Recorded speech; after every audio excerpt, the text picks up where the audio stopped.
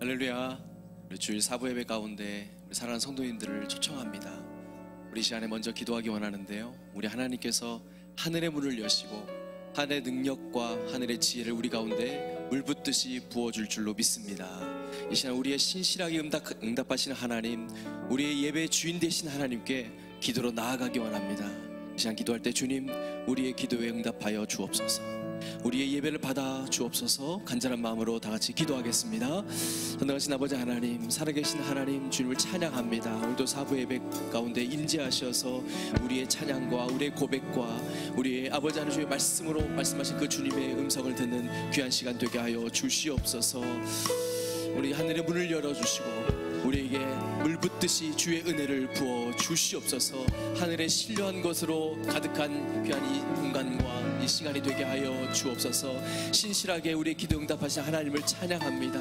우리의 심령 가운데 있었던 근심과 걱정과 염려들이 주의 은혜로 떠나가게 하시고 다시 한번 그 살아계신 하나님을 만나는 귀한 시간 되게 하여 주옵소서. 그래 담대함으로 세상을 이기는 귀한 예배가 되게 하여 주시옵소서. 온전히 주님을 바라봅니다.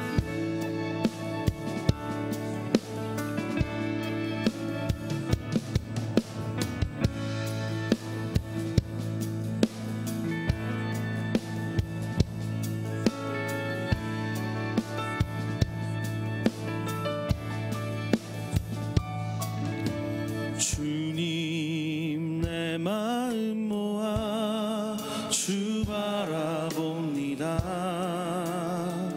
눈 떠 주 보게 하소서. 오 주님, 내가 주께 가오니 말씀하시고 새롭게 하소서. 내가 전심으로 주 얼굴 구하리니 주의 뜻대로 나를 세우시리라. 오직 믿음으로 주를 바라보리니 늘 주님 곁에 서리라.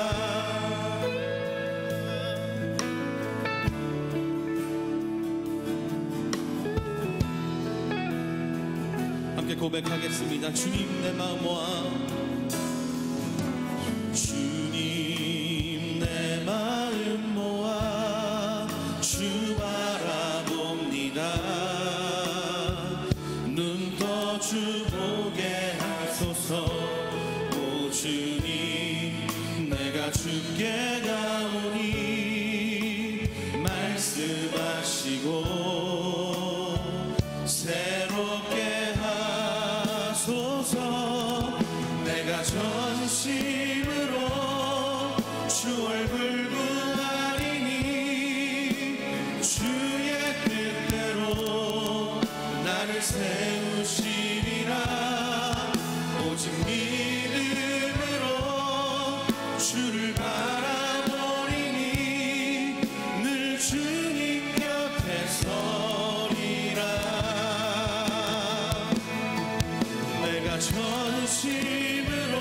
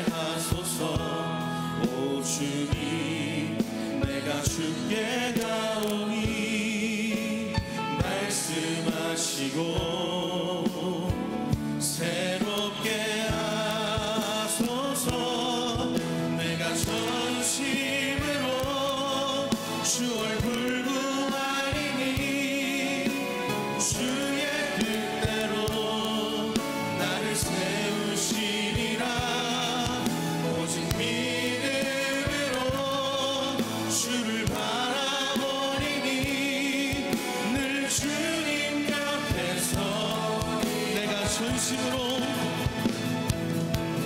내가 전심으로 주 얼굴 구하리니 주의 뜻대로 나를 세우시리라. 오직 믿음으로 주를 바라보리니 늘 주님 옆에. 한 번 더 믿음으로 고백합니다. 내가 전심으로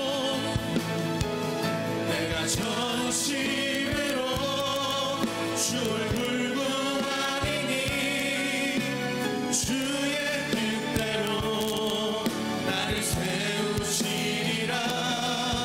오직 믿음으로 주를 바라보리니 늘 주님 옆에서. 우리 하나님께 간구하는 마음으로 고백합니다. 목마른 나의 영혼 주를 부르니 나의 맘 만져 주소서. 주님만을 원합니다. 더 원합니다. 나의 맘 만져 주소서. 목마른 나의 영혼 주를 부르니 나의 맘 만져 주소서. 주님만을 원합니다. 더 원합니다. 나의 맘 만져. 한 번 더 믿음으로 고백합니다. 목마른 나의 영혼 주를 부르니 나의 맘 만져 주소서. 주님만을 원합니다. 더 원합니다. 나의 맘 만져 주소서. 하나님, 오늘 예배 가운데 다른 것을 구하지 않겠습니다라고 우리 함께 기도하면 좋겠습니다. 하나님의 얼굴만 구하는 시간 되게 하여 주옵소서라고, 하나님의 은혜만 구하는 시간이 되게 하여 주옵소서라고 오늘 예배를 위해서 함께 기도하며 나아가겠습니다. 기도합니다. 하나님, 오늘 예배 가운데 하나님의 그 풍성하신 사랑으로 우리와 함께하여 주시기를 소원합니다. 하나님, 우리가 다른 것을 구하지 않게 하여 주옵소서. 하나님의 이름만 구하게 하시고 하나님의 얼굴만 구하는 예배 될 수 있도록 인도하여 주옵소서.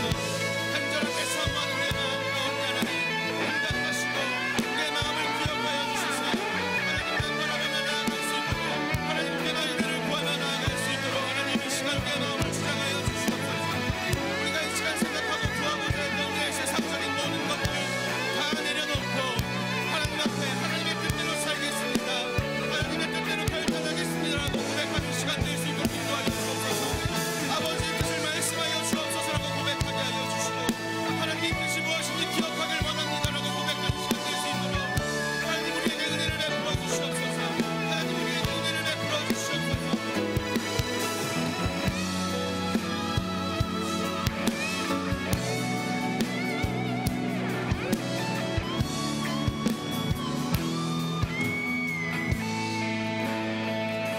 목마른 나의 영혼 주를 부르니 나의 맘 만져 주소서. 주님만을 원합니다. 더 원합니다. 나의 맘 만져. 우리 한 번 더 고백할까요? 목마른 나의 영혼, 목마른 나의 영혼 주를 부르니 나의 맘 만져 주소서. 주님만을 원합니다. 더 원합니다. 나의 맘 만져 주소서. 우리가 믿음으로 간구하며 나아갈 때 우리에게 응답하시는 주님께 감사의 박수, 영광의 박수 올려드리겠습니다. 할렐루야. 우리 다 함께 일어나셔서 힘차게 박수 치면서 그 하나님 찬양하며 나아가겠습니다.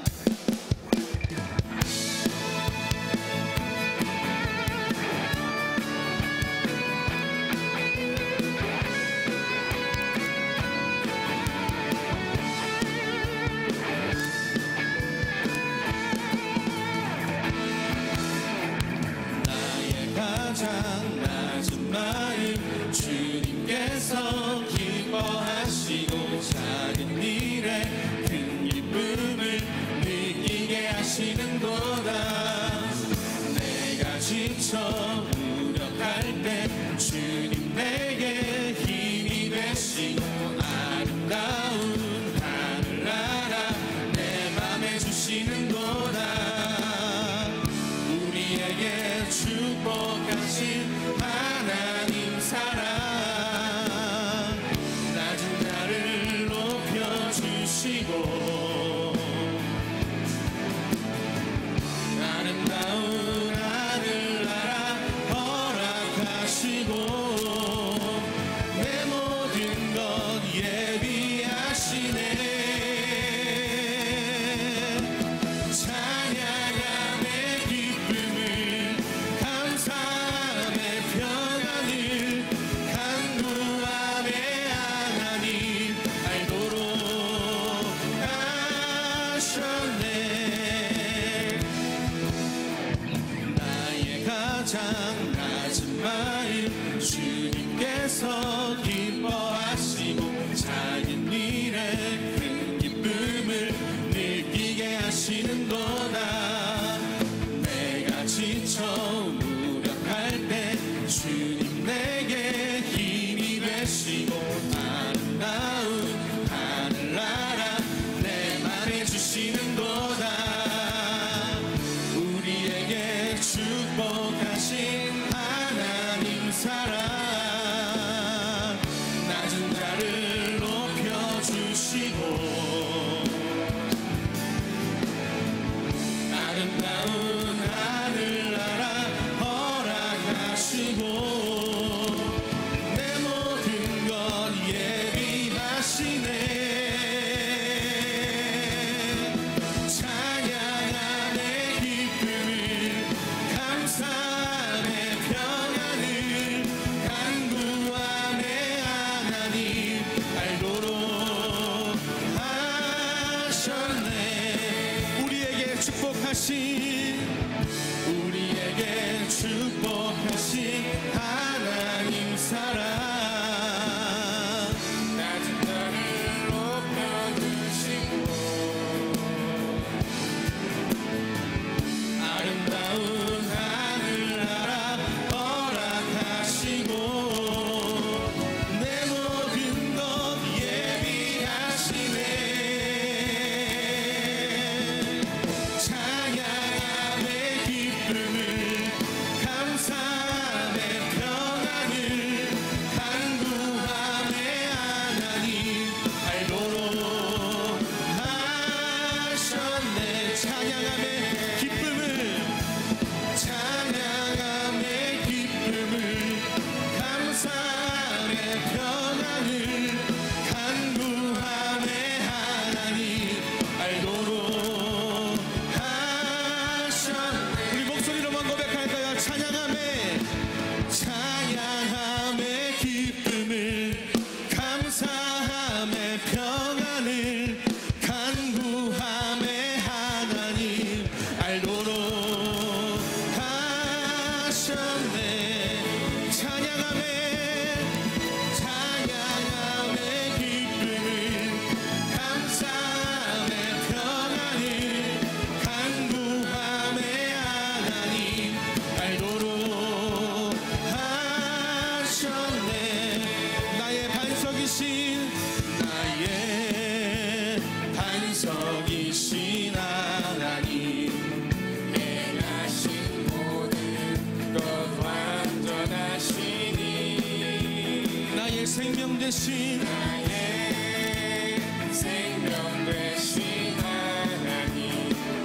내게 행하신 일 찬양합니다. 하나님 신실하십니다. 신실하신 하나님 실수가 없으신 좋으신 나의 주 신실하신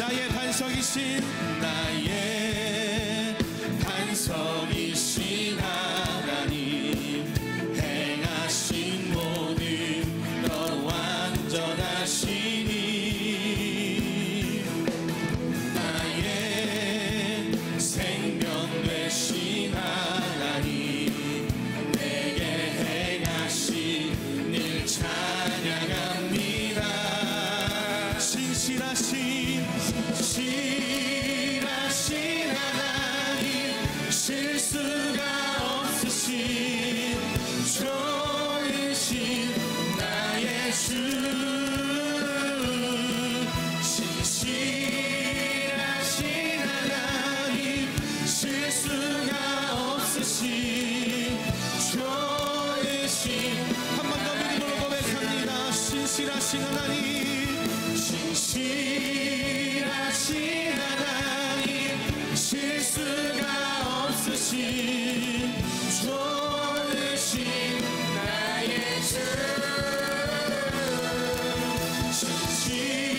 신실하신 하나님, 실수가 없으신 좋으신 나의 주.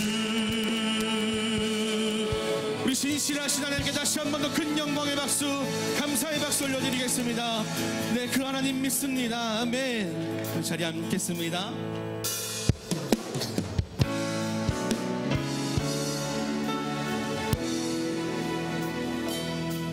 나의 안에 거하라.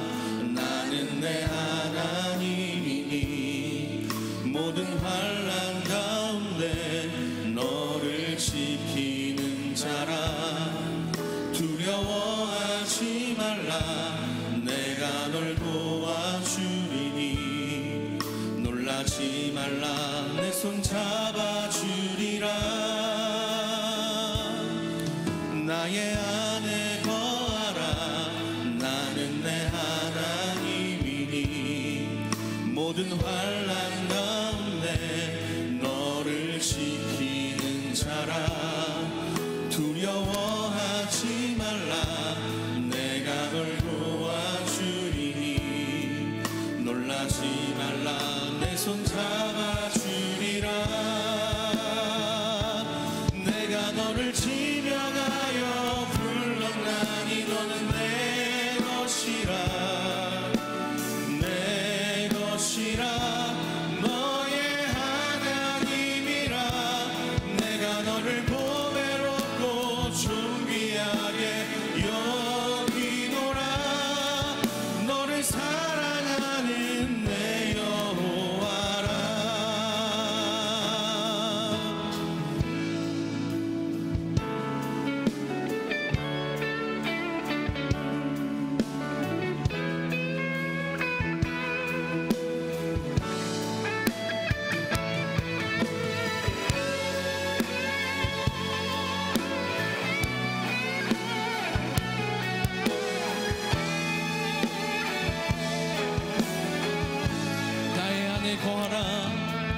나의 안에 거하라.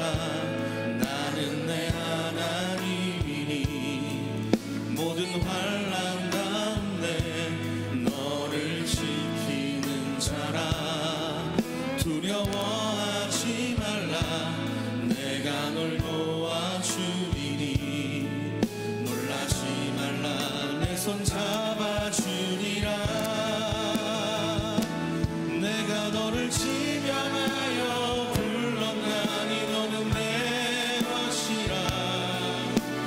내 것이라. 너의 하나님이라. 내가 너를 보배롭고 존귀하게 여기노라. 너를 사랑하는 내 여호와라. 내가 너를 지명하여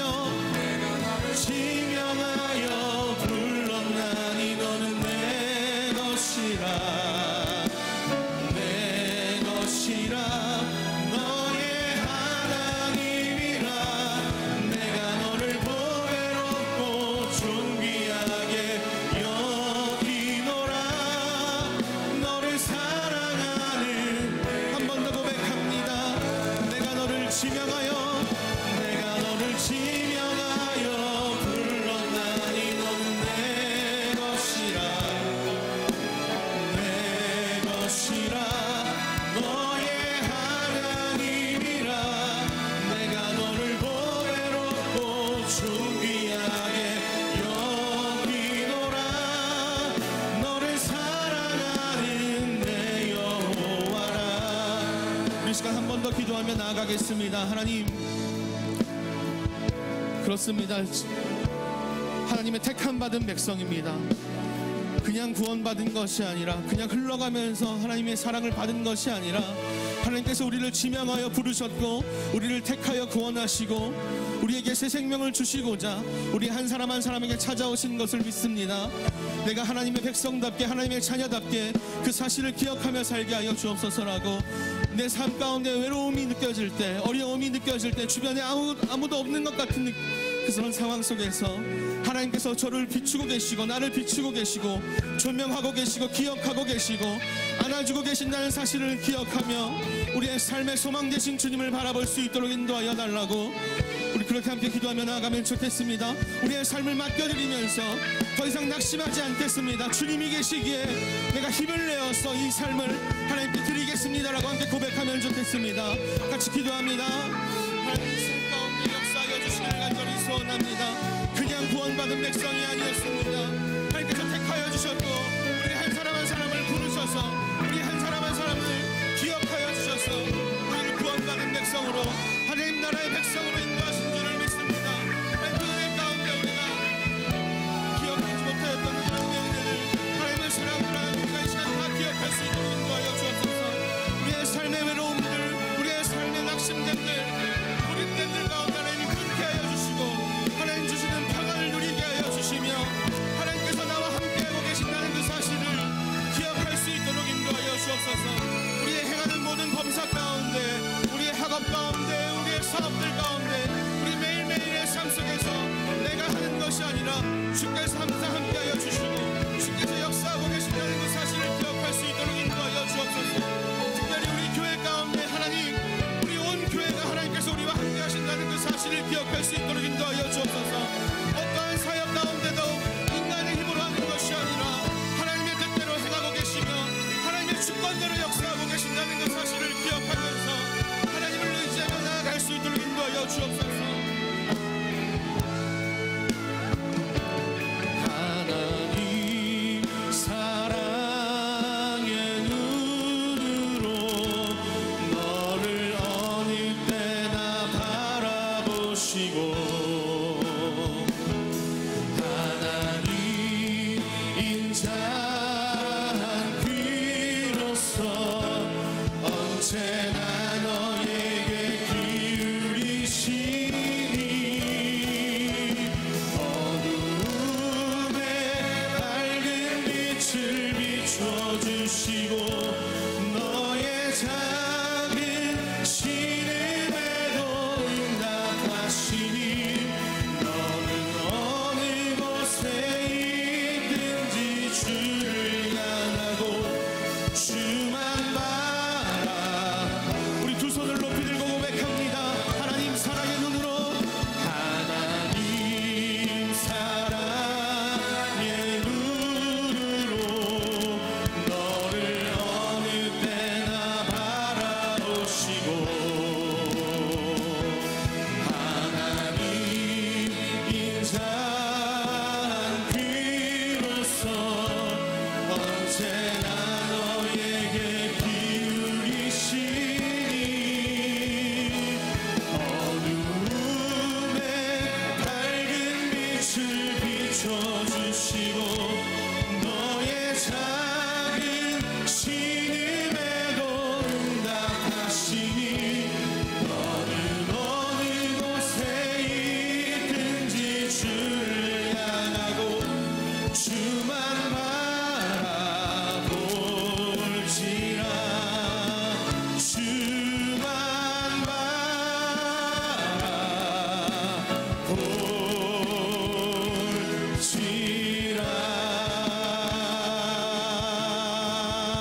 우리의 작은 신음에도 응답하시는 주님께 감사의 박수, 영광의 박수 올려드리겠습니다. 그 신실하신 하나님 우리가 신뢰합니다. 주님께 우리의 삶을 맡깁니다. 할렐루야. 하나님, 우리가 고백했던 것처럼 우리에게 신실하게 응답하시는 주님만 기억하며 살 수 있도록 인도하여 주옵소서. 우리가 고백한 것처럼 우리의 삶 속에서 하나님만 높이게 하여 주시고 우리의 행하는 모든 것들로 하나님께 찬송하며 고백하는 삶으로 하나님의 은혜를 흘려보내는 사람으로 한 사람 한 사람 세워주시기를 소원합니다. 하나님, 이 시간 우리가 드리는 물질을 통해서 하나님의 영광이 나타나게 하시고 하나님 나라가 선포되어질 수 있도록 인도하여 주옵소서. 감사드립니다. 예수님의 이름으로 기도드렸습니다. 아멘.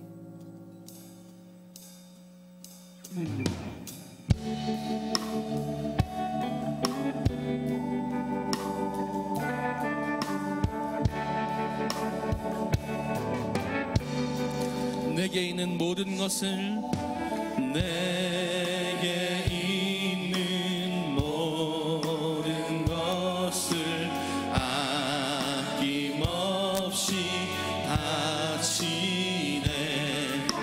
사랑하고 의지하여 주만 따라 주께 드리네. 주께 드리네. 주께 드리네. 사랑하는 주 앞에 모두 드리네.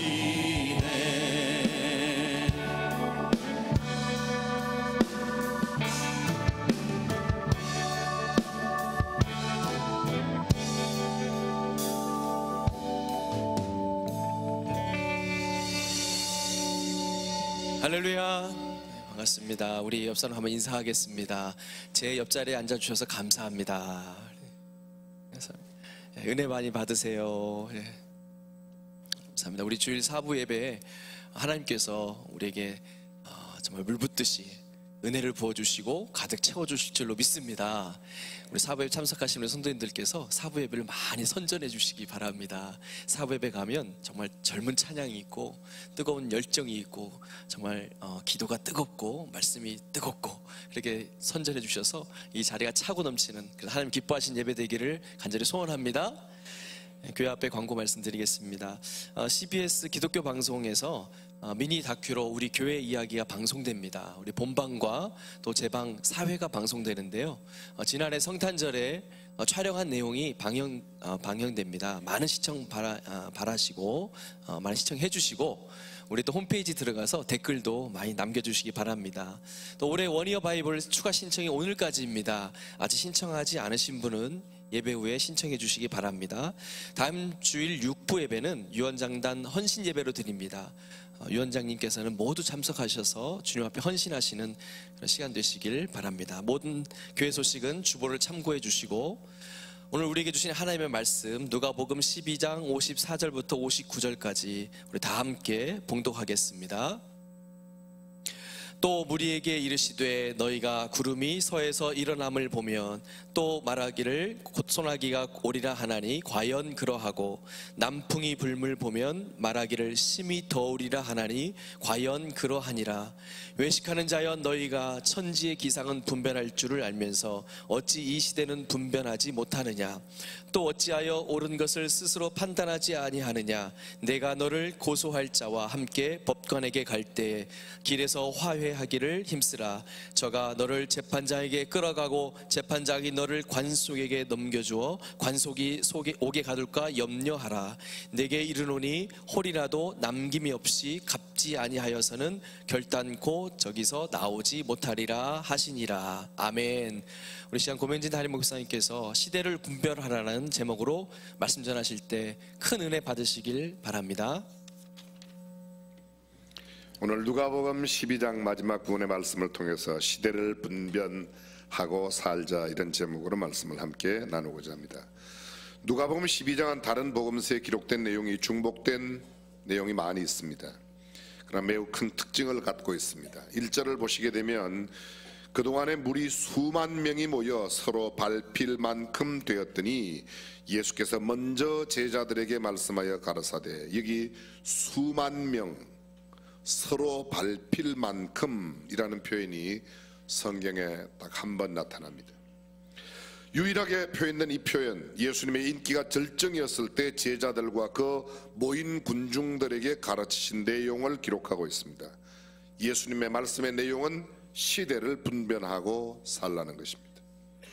한마디로 말하면 말세를 살아가는 사람들이 주의를 기울여 정확하게 분별해야 될 일이 무엇이고 어떻게 살아야 하는지를 교훈하는 말씀이라고 말할 수 있습니다. 사랑하는 성도 여러분, 여러분은 지금 우리 시대를 어떤 시대로 분별하고 계십니까? 우리가 살고 있는 시대, 과연 하나님의 자녀로서 살기에 적합한 시대인지, 과학 문명은 어떻게 변화되고 있는지, 세상의 윤리적인 도덕적인 가치는 어떻게 되고 있는지 여러분들은 어떻게 알고 계십니까? 잠깐 예를 하나 들어서 설명을 한번 해보겠습니다. 2016년 3월 9일부터 15일까지 일주일 사이에 구글이 발명한 인공지능 바둑 알파고하고 세계적인 바둑기사 이세돌하고 붙었습니다. 어떻게 됐죠? 4대1로 알파고가 이겼습니다. 알파고라는 프로그램은 이세돌 비슷한 수준 또는 이세돌보다 약간 못한 수준의 150명 기사의 모든 에너지를, 바둑 기술을 다 컴퓨터 프로그램에 다 넣고 수많은 경우의 수를 계산해서 바둑을 두는 겁니다. 아무리 이세돌이라고 해도 결코 이길 수가 없죠. 만약에 바둑을 두고 난 다음에 1분 안에 얼른 둬야 된다고 그러면 그 기계를 다 못 돌리니까 틀릴 수가 있는데, 시간을 많이 줄수록 전체 시간 2시간 내에 두니까 이겼습니다. 그리고 그 2시간 5번 대국을 하고 난 뒤에 구글의 주식이 얼마나 올랐는가 하면 한 주일 사이에 58조가 올랐습니다. 58조. 대단하죠? 미국은 주식이 세 종류로 나누어져 있는데, A 주식은 의결권이 공개된 주식이고, C 주식은 의결권이 없는 주식이고, B 주식은 오너들이 가진 주식인데 얼마인지 모르는 겁니다. 근데 이 A, B, C 말고 A, C 주식만 합해서 두 주간에 58조가 올랐습니다. 20년 동안 구글이 알파고 같은 인공지능 프로그램을 개발하는데 투입한 비용이 얼마인가 하면 15조였고요. 15조를 투입하고 일주일 만에 드러난 것만 58조를 수입했으니까 얼마 번 거죠? 그러니까 우리가 이런 계산으로 살아있는 것은 하나님의 은혜이지 결코 계산을 잘해서 먹고 사는 게 아니라는 겁니다. 58조 빼기 15조 43, 드러난 것만. 세계 10대 재벌을 찾아보았습니다. 세계 10대 재벌. 제가 작년도 통계를 갖고 왔더니 일부 예배 끝나자마자 사랑하는 제 딸이 아빠 1위가 바뀌었습니다 그러더라고요. 1위가 바뀌었대요. 근데 저는 아마 올해도 또다시 찾아오지 않을까 하는 생각이 드는데, 자관 22년 동안 1위를 지켰던 빌 게이츠가 작년까지 1위였고 올해는 바뀌었어요. 제프 베조스라고 아마존 창립자입니다. 마이크로소프트의 빌 게이츠는 여러분이 아시는 대로 마이크로소프트를 만든 회사입니다. 세계 최고의 투자 실력으로 유명한 워런 버핏이 3위이고, 아만시오 오르데카 세계적인 패션 기업 자라를 만든 사람이 4위이고, 5위가 마크 zuckerberg 페이스북을 만든 사람이고, 6위가 카를로스 슬림 할루, 7위가 레리 앨리슨입니다. 세계적인 IT 업체 오라클을 창립한 사람입니다. 8위하고 9위는 공동으로 8위로 8번째가 8위인데 찰스 코크, 데이비드 코크 형제가 8위입니다. 이분들은 인더스트리 공동 소유주로 그것을 만든 사람들입니다. 10위는 마이클 블룸버그, 1981년도에 블룸버그 LP를 설립한 회사입니다. 제가 지금 무슨 말씀을 드리는가 하면, 전 세계 10대 재벌은 모두가 다 하나만 제외하고 9개 기업이 세계 10대 재벌인데 두 사람이 공동으로 있으니까요. 8개 기업은 자기 당대에 만들었던 겁니다. 대표적인 예를 제가 조금 전에 예를 들었던 구글 이야기를 조금 더 해보면, 구글은 1997년도에 구글을 창업했던 4명 레리 페이지하고 그 다음에 그 4명이 삼성에 왔었어요. 그래서 이걸 받아주시오. 삼성은 할 수 있습니다. 거들떠보지도 안 하고 거절당했습니다. 그 사람들이 가서 1998년, 올해가 만 20년 된 거예요. 그때 만드는 구글 회사가 지금 이제 세계적인 굴지의 기업이 돼서 아까 말씀드린 대로 알파고 프로그램 하나 가지고 2주 만에 43조를 벌었습니다. 43조. 모두가 다 당대에 우리나라 10대 재벌은 한 사람도 없이 전부 다 상속 재벌입니다. 아버지 거, 할아버지 거 대대로 물려받은 재벌입니다. 당대에, 다시 말하면 급변하는 세상에 적응하는 능력을 별로 갖지 못했던 거예요.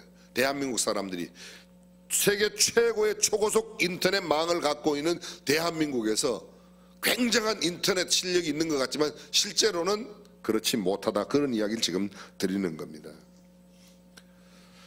전기자동차 대단합니다. 지금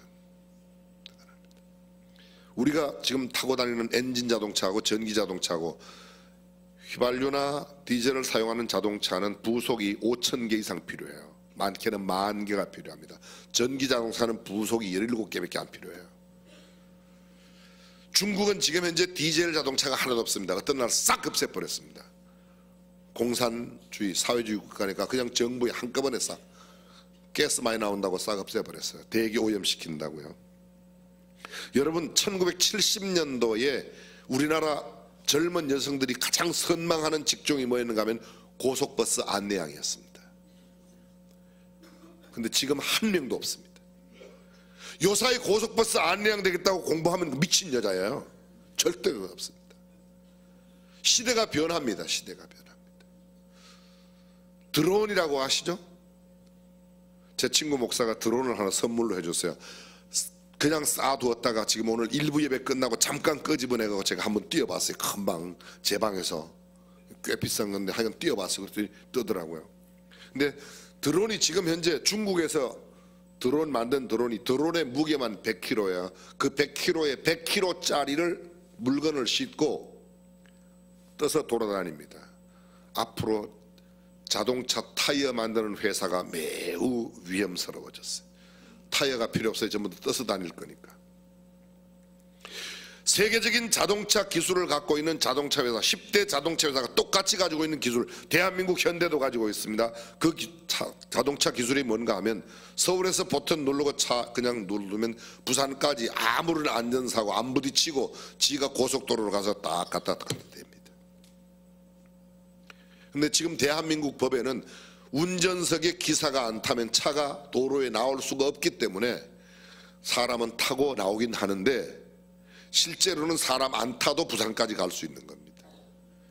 법이 못 따라가는, 교통법이 기술을 지금 못 따라, 빨리 법을 바꿔줘야 운전기사 없이도. 지금 그러니까 운전기사도 우리 교회 어떤 집사님이 지금 자기 그 차 갖고 있어요.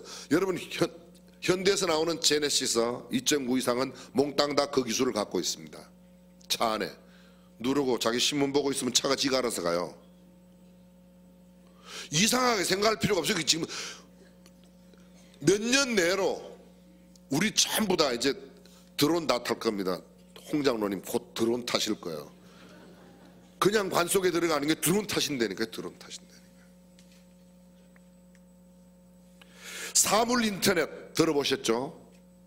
IoT라고, 인터넷 of things, 사물 인터넷. 모든 기기 안에 센서를 해갖고 전부 다 입력을 시켜놓으면, 이를테면 집에 딱 들어가면 냉장고가 말을 합니다. 사람이 딱 들어오는 걸 감지를 해가지고 냉장고 칸에 뭐가 들었으니까, 그 다음에 주인님 지금 냉장고 안에 일주일 넘은 음식이 어디 있으니까 그거는 빼주시, 이런 것까지 다 말로 다 하는 거예요. 침대에 딱 누우면 그 침대가 여러분의 몸의 온도에 맞춰서 착 온도가 올라갔다 침대에 쌓아놓으면 자동으로 온도가 내려갑니다. 전기불이 꺼져 있다가 여러분이 잠이 들면 전기불이 자동으로 딱 꺼지고 눈을 뜨면 전기불이 탁 들어와서 또 밝게 해줍니다. 이게 금방 다 돼요. 이제 얼마 안 남았어요. 얼마 안 남았어요. 조금 급하시더라도 조금만 참으시면 그거 다 경험하고 가실 수가 있습니다. 대단합니다. 와이파이, 블루투스 등과 같이 무선 통신 기술을 탑재한 사물이나 여러 가지 IP 주소를 가지고 있는 사물들 상호 간에서 정보 메시지를 주고받기 때문에 이제는 모든 것이 다 이런 기술로 다 할 수 있습니다. 예전에 농경사회에서 산업사회로, 산업사회가 정보사회로, 이제는 정보사회가 소프트웨어 네트 중심 사회로 완전히 변환되었습니다. 농경사회에서 산업사회로는 전기기관이 딱 발명되면서 전기기관 하나를 통해서 기차 아닙니다. 배가 움직이니까 한꺼번에 사람이 1000명, 10,000명이 움직일 수 있는 것을 배에 싣고 움직이는 겁니다. 사회가 달라졌습니다. 컴퓨터가 생겨나면서부터 완전히 모든 정보가 컴퓨터로 다, 지금 손톱만한 조그마한 칩 하나에 신문지 한 트럭 분의 모든 정보를 다 넣을 수 있습니다. 다 넣을 수 있습니다. 여러분들 아마 들어보셨을 겁니다. AI 인공지능이라고 사고나 학습 등 인간의 지적 능력을 컴퓨터를 통해서 다 나타내는 겁니다. 이런 컴퓨터 기술이 얼마나 발달되었는지 일자리가 굉장히 위험해졌습니다. 앞으로 가장 위험한 일자리, 없어질 확률이 가장 높은 일자리가 택배, 이거 전부 다 드론이에요. 지금 미국은 거의 물건들을 드론이 다 배달하지 않습니까? 운전기사, 자동차 운전기사, 기차, 기관사, 비행기 조종사. 부산에서 배가 딱 떠나면서 버튼 딱 누르면요, 미국의 샌프란시스코 항이나 샌디에고 항에 그대로 배가 딱 갖다 댑니다. 자동차 타고 딱 버튼 누르고 들어오면 자동차가 지가 알아서 파킹장에 가서 딱 주차장에 있다가 밖에 나와서 또 버튼 누르면 차가 지 혼자 나와가지고 딱 갖다 대고 타고 운전 안 해도 원하는 데 다 갈 수 있는, 조금만 기다리시면 돼요. 조금만 기다리시면. 그게 설마 되려고? 됩니다. 보세요. 됩니다. 변화된 것만 보면 얼마든지 알 수 있습니다. 경기 심판, 경기 기록원, 속기사, 이거 지금 중국은 모든 법원이나 국회 같은 데 속기사가 없습니다. 우리나라는 아직 있어요. 그냥 다 녹음해놓으면, 녹음한 것 그러면 문자로 다 나오는데, 글자로 다 뭐 적을 필요가 뭐 있습니까? 기계가 알아서 다 하는데.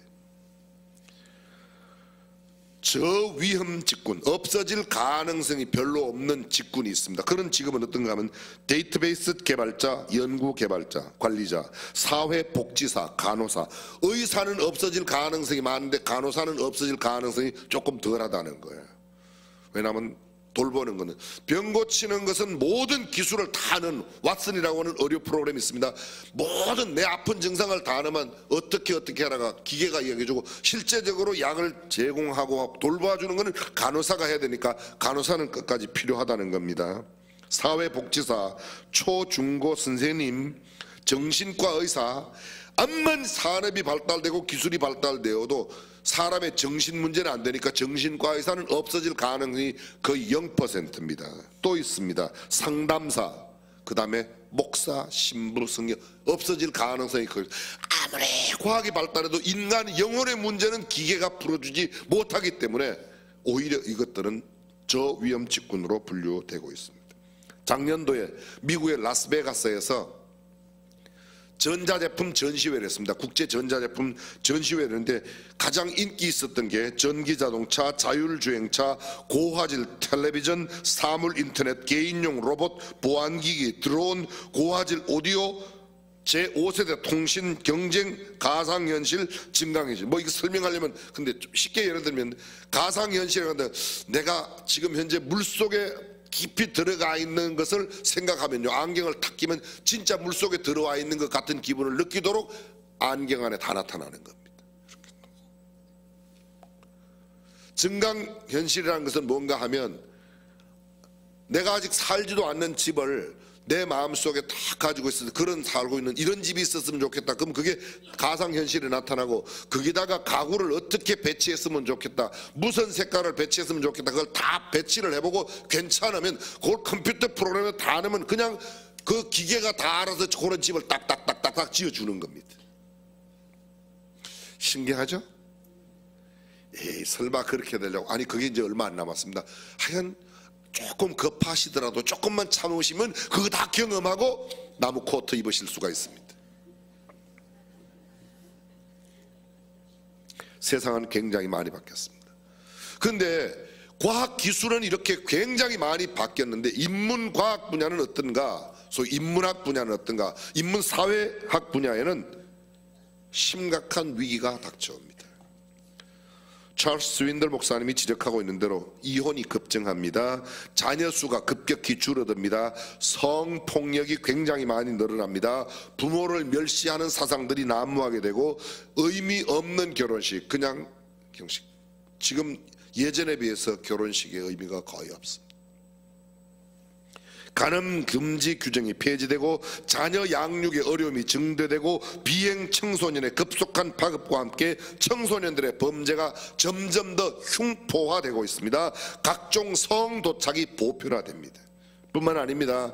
프랜시스 셰퍼가 얘기한 대로 교육은 많이 하는데 진리가 없는 교육을 하고, 사랑은 난무하는데 진정한 의미 없는 사랑이 난무한 시대가 되고, 사람들이 열심히 돈을 모으기는 모으는데 목적 없이 돈을 모으고, 사람이 사람을 죽이는데 죄책감 없이 그냥 벌레 한 마리 죽이듯이 사람을 죽이는 일이 비일비재하게 일어나고 절대적인 도덕 가치를 거부하는 시대가 됩니다.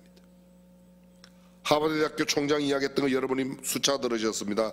부를 만한 노래도 없고 따를 만한 지도자도 없고 흔들 만한 깃발도 없고 생명을 들여 지킬 만한 신조가 없는 시대가 되었습니다. 인문사회 과학을 보면 사람들이 피폐하고 더없이 피폐할 수 없을 만큼 황폐화되어 가고 있고, 기술 문명은 너무너무 좋아졌습니다. 칼 바르트라고 하는 신학자가 그런 말을 했습니다. 한 손에는 성경을, 한 손에는 신문을.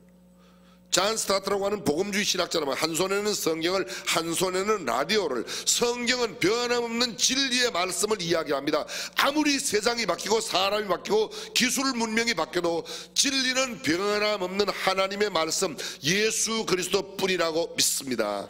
그런데 문제는 이 진리를 믿어야 할 사람들이 사는 세상은 급변하고 있습니다. 세상이 어떻게 변화되는가를 알고 그 시대에 우리가 어떤 태도를 취하며 살아야 될 건가. 급변하는 세상 속에서 불변의 진리를 알고 살아가는 삶의 태도를 가지는 영적 계안이 우리에게 있어야 된다는 겁니다. 쉽게 말씀드리면 지금 세상은 한마디로 표현할 수 없는 세상을 우리가 맞고 있습니다. 내일을 예측할 수 없는 불확실성의 시대를 살고 있습니다. 하나님의 형상대로 창조된 사람이 피조물로서 창조주 하나님의 창조 목적을 상실한 채 살아가고 있습니다. 그래서 돈을 추구하고 기술만 추구합니다. 고도로 발달된 과학 문명과 더 이상 편리할 수 없을 만큼 편하게 살 수 있는 모든 문명의 기기들이 즐비하다고 해도 사람의 마음과 정신, 생각 한 걸음 더 나아가 우리의 영혼의 문제는 어떤 기계로도 어떤 기술로도 해결할 수가 없습니다. 그래서 정신적인 가치, 영적인 가치가 더 소중하다, 그런 말입니다. 우주 안에 일어나고 있는 초자연적인 현상까지 인간이 어떻게 조정하거나 마음대로 다룰 수는 없습니다. 예를 들어 보겠습니다. 화산이 폭발하는 거, 아무리 문명의 기술이 발달해도 화산 폭발하는 거 어떻게 할 방도가 없습니다. 바다 깊숙이 바닷속 땅 안에서 일어나는 지진 때문에 해일이 일어나서 물이 덮쳐오는 거, 그 컴퓨터가 막아낼 수 있는 게 아닙니다. 태풍이나 토네이도, 가뭄과 홍수, 사람의 힘으로 약간은 가뭄을 해결할 수 있습니다. 약간은 홍수를 조절할 수 있습니다. 그러나 어느 정도만 넘어가면 절대로 인간의 힘으로는 홍수도 가뭄대로 마음대로 할 수 없습니다. 봄이 되면 온 세상 초록빛으로 새싹이 막 붉은 새싹이 올라오고 초록 새싹이, 한국은 파란 초록색 연두색 새싹이 나지만요, 미주 지역에는 보면 또 빨간 새싹들이 그렇게 온 산이 보라색하게 바뀝니다. 근데 그거 과학이 할 수 없습니다. 실록이 짙어가는 5, 6월, 6, 7월, 우리 한국어로 말하면 그런 때에 그 날마다 짙어가는 푸르른 색깔을 사람이 말을 못해요. 가을이 되면 저 북쪽으로부터 점점 하루에 적게는 10km, 20km, 많게는 50km씩 물감을 들여서 내려옵니다. 단풍이 들어가는데 그 단풍 사람의 힘으로 절대로, 아무리 기술이 탁월하고 아무리 컴퓨터 발달돼도 그걸 마음대로 못하는 겁니다. 그것뿐이겠습니까? 검은 먹구름과 천둥과 번개, 북디붉은 황혼의 아름다운 그런 모습, 밝아오는 여명의 모습, 이런 것은 사람의 기술로 조절할 수 있는 게 아니라 오직 하나님 한 분만 온 우주 만물을 지배하고 다스리고 통솔하시는 줄로 믿습니다. 사람이 하면 얼마나 할 수 있고, 사람이 모으면 얼마나 모으고, 사람이 높아지면 얼마나 높아질 수 있는가. 사람의 힘과 기술로는 절대로 백합꽃처럼 예쁜 꽃을 피울 수가 없고, 장미꽃 한 송이를, 살아있는 장미꽃 한 송이를 사람의 힘으로 만들어낼 수 없습니다. 진달래가 온 산을 뒤덮게 만드는 것 사람이 컴퓨터로 할 수 있겠습니까? 절대로 못하는 겁니다. 바다의 모든 생명을 존재케 하고 우주의 질서를 운행할 수 있는 그런 힘 하나님밖에 없습니다. 지금 현재 이 우주 공간 안에 있는 수없는 별들이 은하수 한 개만 별이 1000억 개래요. 1000억 개. 지구는 조그마한 별 가운데 하나인데 지구보다 큰 별이 1000억 개. 그 은하수가 1000억 개가 있대요.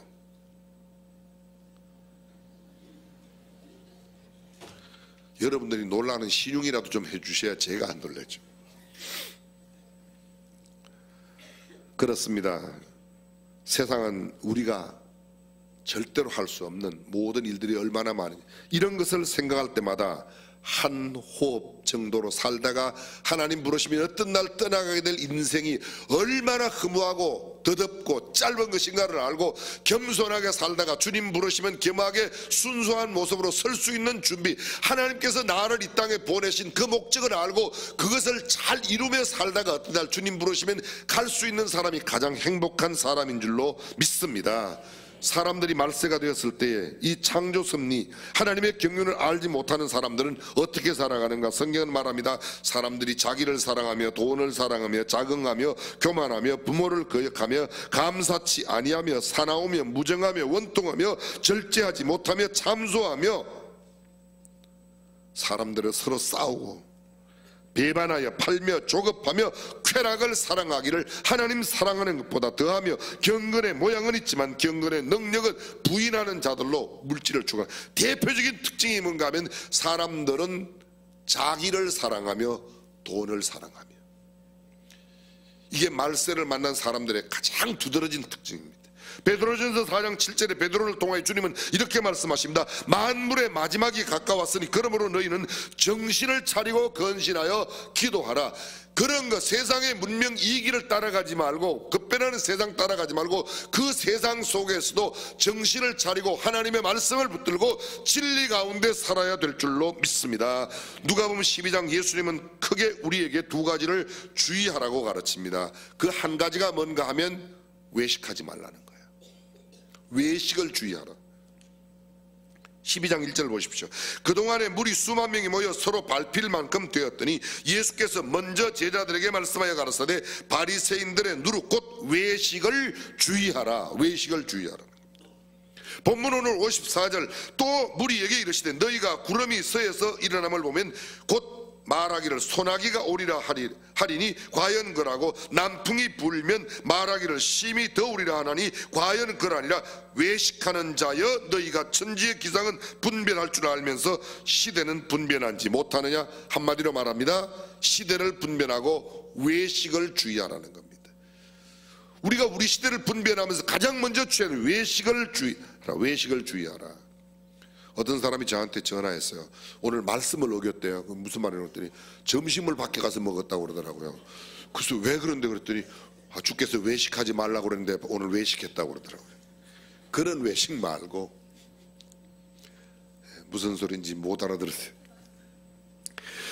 예수님은 외식을 누룩이라고 비유했습니다. 누룩이 반죽을 바로 쉽게 부패시킬 수 있는 것처럼 마음의 악한 생각과 욕망, 불의함과 그런 불경건함이 가득하면서 다른 사람에게는 거룩한 교훈을 요구하고 자신은 그렇게 살지 않는 삶, 그것을 외식이라고 그랬습니다.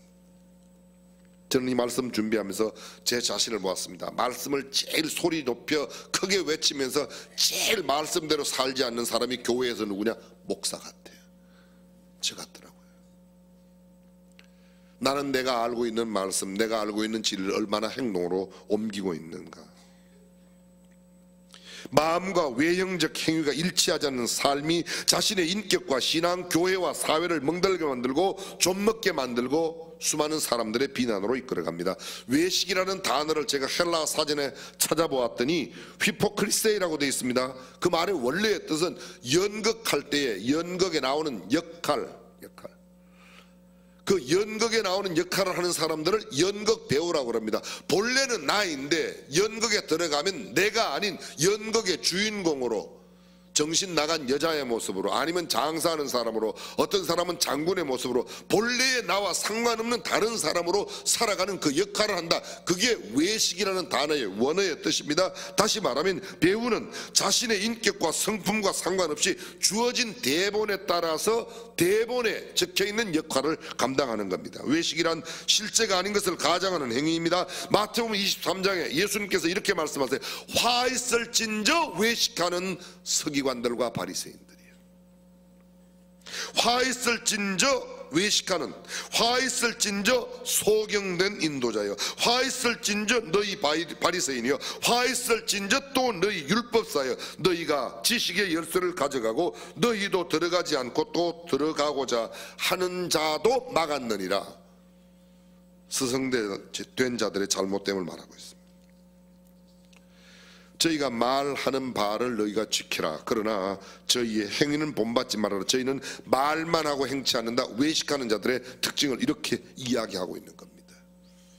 말세를 만난 우리가 가장 조심해야 될 것은 이런 외식을 주의해라. 다시 말합니다. 두 번째, 돈을 주의하라는 겁니다. 돈을 사랑하지 말아라. 디모데후서 6장 10절 말씀에 돈을 사랑함이 일만하게 뿌리가 되나니 이것을 사모하는 자들이 미혹을 받아 믿음에서 떠나 많은 근심으로 자기를 찔렀도다.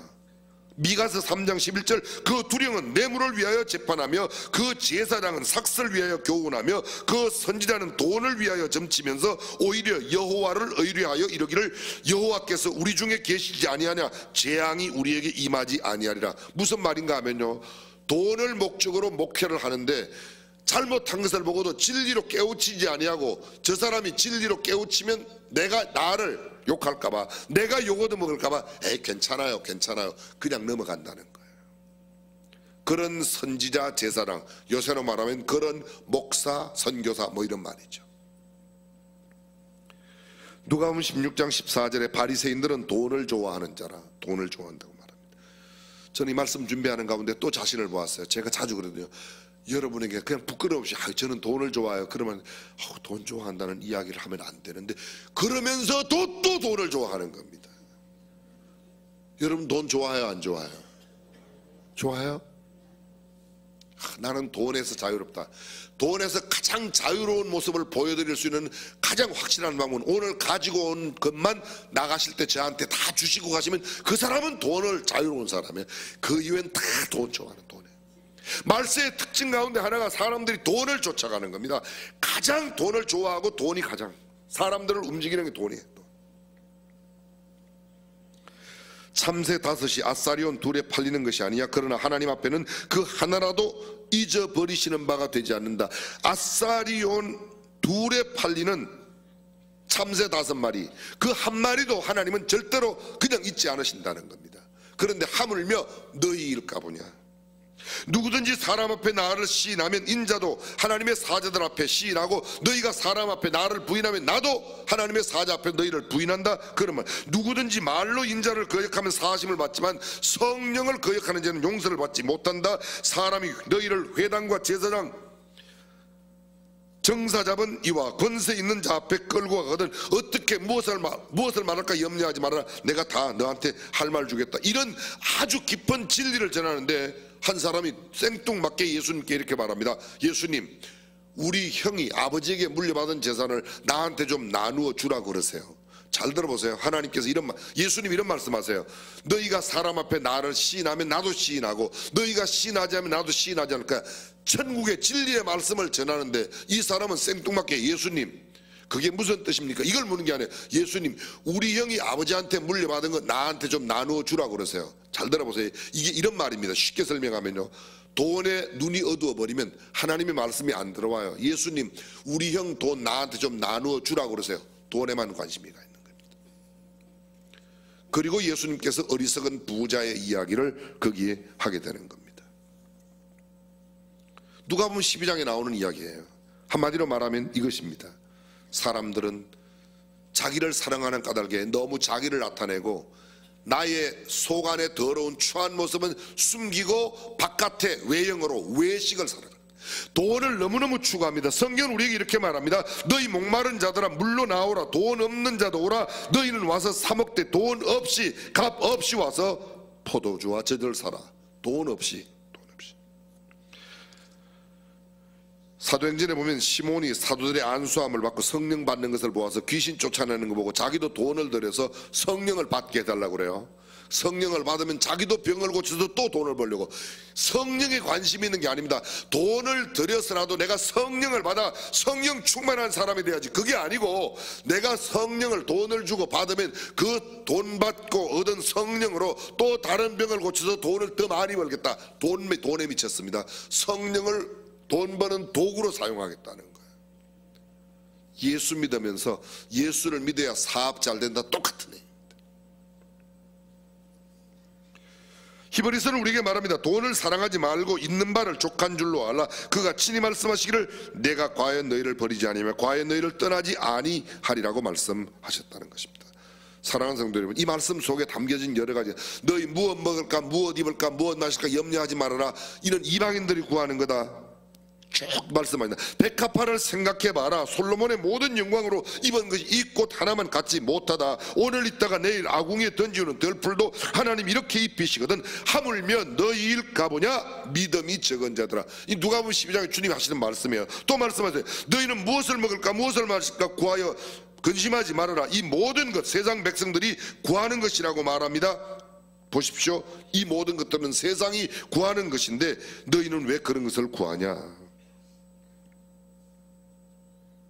우리가 백화파를 성경에 보면 까마귀는 심지도 않고 거두지도 않고 골방도 없고 창고도 없으되 하나님이 기르시나니 너희는 새보다 얼마나 귀하냐.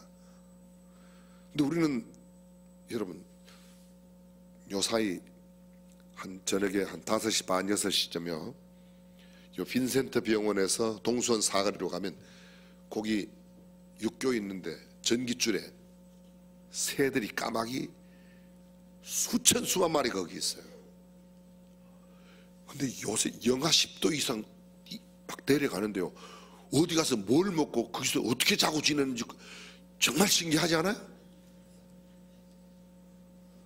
걔네들 무슨 참고 있는 것도 아니잖아요. 근데 우리는 그 새보다는 낫지 않냐. 근데 왜 그런 거 갖고 그렇게 고생하냐 이거죠.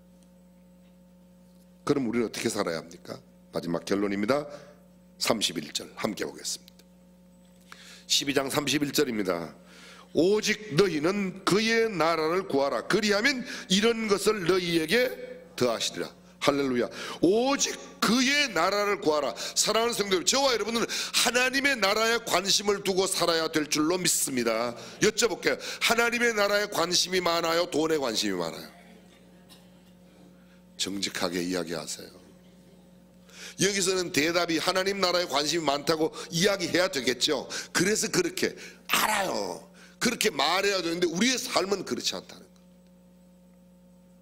너희 소유를 팔아 구제하며 낡아지지 아니하는 주머니를 만들라. 곧 하늘에 둔 바 다함이 없는 보물이니 거기는 도적도 가까이 하는 일이 없고 좀도 먹는 일이 없느니라. 하나님 나라에 쌓아두라.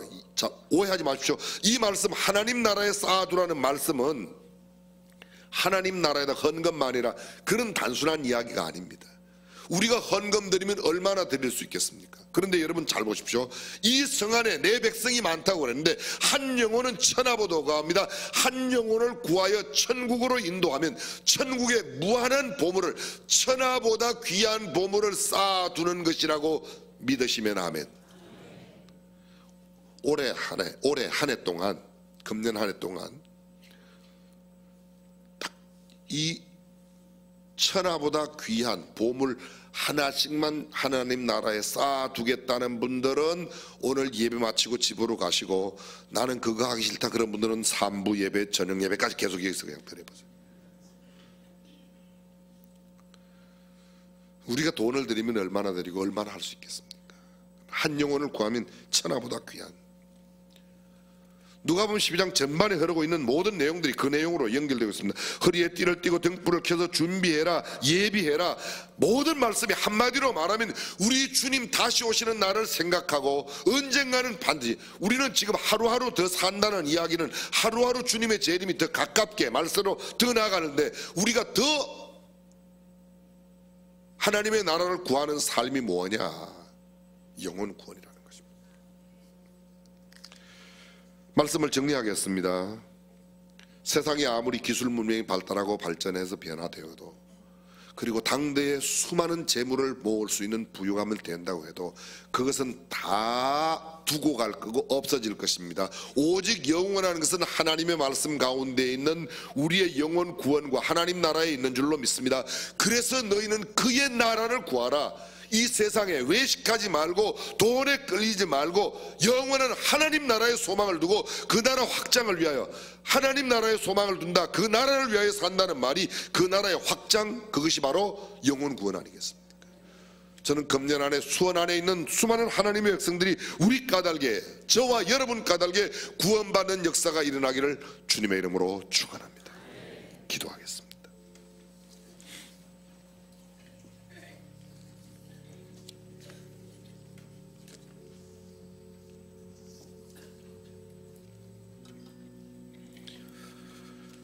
전능하신 우리 하나님,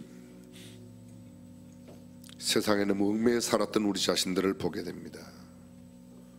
내 안에 악한 것, 경건하지 못한 것이 많이 있음에도 외형은 언제나 의로운 것처럼, 경건한 것처럼 살았던 자신들을 봅니다.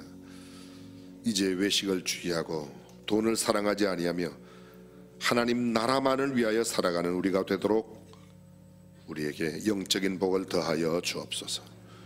우리 주님 예수님의 이름으로 기도합니다. 아멘. 다 함께 일어나셔서 힘차게 박수 치면서 말씀 생각하시면서 찬양하겠습니다.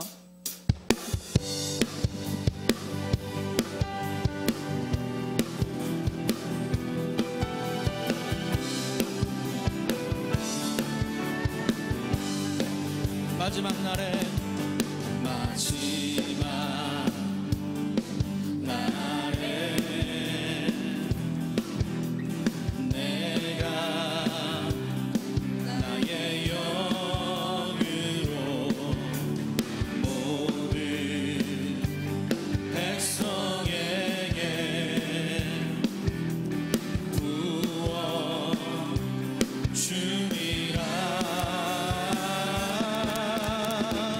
자녀들은 예언할 것이요 청년들은 환상을 보고 아이들은 꿈을 꾸리라.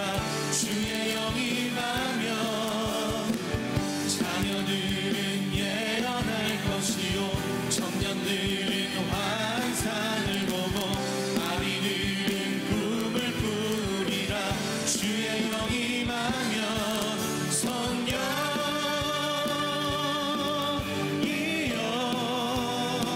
임하소서, 임하소서. 성령 이여 우리에게. 한 번 더 고백하겠습니다. 자녀들은 예언할 것이요, 자녀들은 예언할 것이요 청년들은 환상을 보고 아이들은 꿈을 꾸리라. 주의 영이 임하면 자녀들은 예언할 것이요 청년들은 환상을 보고 아이들은 꿈을 꾸리라. 주의 영이 임하면 성령 이여 임하소서,